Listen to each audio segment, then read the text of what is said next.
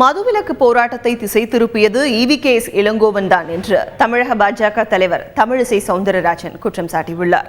புதுக்கோட்டையில் செய்தியாளர்களை சந்தித்த அவர், பெண்ணினத்தை இழிவுபடுத்தி பேசிய இளங்கோவனை அரசியல் கட்சியினர் சென்று சந்திப்பது ஏற்புடையதல்ல என்றார்.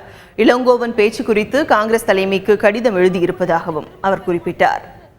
ஒரு அரசியலில் இருக்கும் ஒரு பெண் தலைவரை, ஒரு பிரதமரை அவர்களின் சந்திப்பை கொச்சைப்படுத்தி இருக்கிறார்கள். அதற்கு கண்டனத்தை ஏன் இந்த தலைவர்கள் கூற மறுக்கிறார்கள்? சென்னையை திசை திருப்பியது இளங்கோவன் தான் என்று நான் குற்றம் சாட்டுகிறேன். அங்கே மதுவிலக்கிற்கான உண்ணாவிரதம் நடக்கும் பொழுது மதுவிலக்கை பற்றி பேசாமல் ஏன் இவர் பிரதமர் முதல்வர் சந்திப்பை பற்றி பேசி அதை வேண்டும் என்றே கொச்சைப்படுத்தி அதற்கு கவனத்தை ஈர்த்து பின்பு அங்கே வேண்டுமென்றே இந்த நிலையை இன்று தமிழகத்தில் நடந்து கொண்டிருக்கும் குழப்பமான சூழ்நிலைக்கு வேறு யாரும் காரணம் அல்ல, இளங்கோவன் மட்டுமே தான் காரணம்.